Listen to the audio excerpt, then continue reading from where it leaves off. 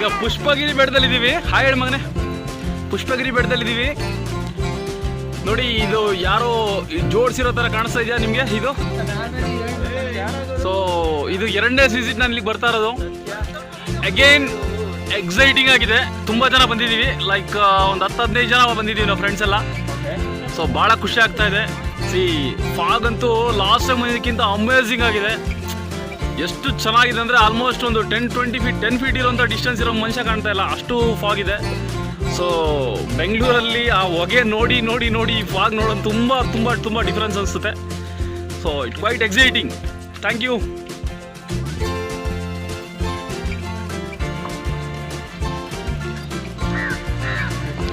ಇದು ಭಾಗಮಂಡಲ. ಈ ದೇವಸ್ಥಾನ ತುಂಬ ಫೇಮಸ್ಸು. ಆ್ಯಂಡ್ ಇಲ್ಲಿ 2 ನದಿಗಳು ಬಂದು ಸಂಗಮ ಆಗುತ್ತೆ. ಇದಕ್ಕೆ ಸಂಗಮ ಅಂತ ಕರೀತಾರೆ. ಭಾಳ ಪುಣ್ಯಕ್ಷೇತ್ರ. ಮುಂದೆ ದೇವಸ್ಥಾನಕ್ಕೆ ಹೊರಟಿದ್ದೀವಿ, 10 ಜನ ಫ್ರೆಂಡ್ಸ್. ಅಲ್ಲಿ ಸಿಗ್ತೀನಿ. Thank you.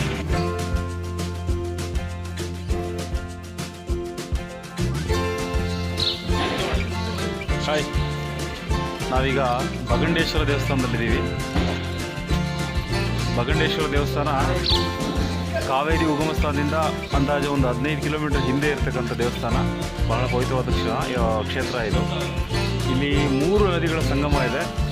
3 ನದಿಗಳು, ಒಂದು ನಮ್ಮ ಕಾವೇರಿ ನದಿ, ಇನ್ನೊಂದು ಎಂಥ ನದಿ, ಕನ್ನಿಕಾ ನದಿ, ಮತ್ತು ಇನ್ನೊಂದು ನದಿ. 3 ನದಿಗಳು ಬಂದು ಸಂಗಮ ಆಗುತ್ತೆ. ಇದಕ್ಕೆ ತ್ರಿವೇಣಿ ಸಂಗಮ ಅಂತ ಹೇಳ್ತಾರೆ. ಭಾಳ ಒಂದು ಪವಿತ್ರವಾದ ಕ್ಷೇತ್ರ ಇದು. ಕಾಣ್ತಾ ಇದೆ ದೇವಸ್ಥಾನ. ಒಳಗಡೆ ಫೋಟೋ ತೆಗಿ ಬಿಡಲ್ಲ, ಭಾಳ ಸ್ಟ್ರೈಟ್.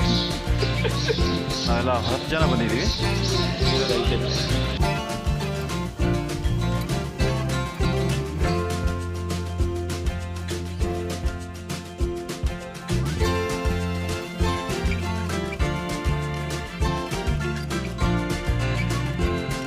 ಇದು ಮಾಂದಲ್ಪಟ್ಟಿ ಅಂತ ಒಂದು ಪ್ಲೇಸಲ್ಲಿದ್ದೀವಿ. ಇದು ಮಡಿಕೇರಿಯಿಂದ ಅಪ್ರಾಕ್ಸಿಮೇಟ್ಲಿ 30 ಕಿಲೋಮೀಟರ್ ಡಿಸ್ಟೆನ್ಸಲ್ಲಿರುತ್ತೆ. 30 ಅಲ್ಲ, ಅರೌಂಡ್ 20 ಕಿಲೋಮೀಟರ್ಸ್. ತುಂಬ ಚೆನ್ನಾಗಿದೆ. ತುಂಬ ಅಂದರೆ ತುಂಬ ಚೆನ್ನಾಗಿದೆ. ಸೀನರೀಸ್ ಕಾಣಿಸ್ತಾ ಇದೆ ನಿಮಗೆ. ಬ್ಯಾಕ್ಗ್ರೌಂಡ್ ನೋಡಿ, ಕಾಣಿಸ್ತಾ ಇದೆಯಾ? ವೆರಿ ಹಸಿರು, ವೆರಿ ಟೂ ಗ್ರೀನ್. ಆ್ಯಂಡ್ ನೋಡೋಕ್ಕೆ ತುಂಬ ಮನಮೋಹಕವಾಗಿದೆ. ಇದು ಯಾವಾಗಲೂ ಹೀಗೆ ಇರುತ್ತೆ, ಬಟ್ ತುಂಬ ಫಾಗ್ ಇರುತ್ತೆ. ಸಮ್ಟೈಮ್ಸ್ ಮಾತ್ರ ಈ ಥರ ನೋಡಿ, ಈ ಥರ ಗ್ರೀನ್ ಕಾಣುತ್ತೆ ನಿಮಗೆ. So most of the times ನಿಮ್ಗೆ ಈ ಥರ ಕ್ಲೌಡ್ಸೇ ಕವರ್ ಆಗಿರುತ್ತೆ. ಸೊ ಕ್ಲೌಡ್ಸ್ ಕವರ್ ಆದಾಗ ನಿಮ್ಗೆ ಏನೂ ಕಾಣಲ್ಲ, ಬಟ್ ಸ್ಟಿಲ್ ಇಲ್ಲಿಗೆ ಬಂದಾಗ ಏನೋ ಒಂಥರ ಮೋಡದಲ್ಲಿ ಸಿಕ್ಕಾಕೊಂಡು ತೇಲ್ತಾ ಇರೋ ಥರ, ಎಲ್ಲೋ ಹೋಗ್ತಾ ಇರೋ ಥರ ಕಾಣ್ತಾ ಇದೆ ನೋಡಿ. ಅಲ್ಲೊಂದು ಇನ್ನೊಂದು ಪಾಯಿಂಟ್ ಇದೆ, ವ್ಯೂ ಪಾಯಿಂಟ್. ಸೊ ಅದನ್ನು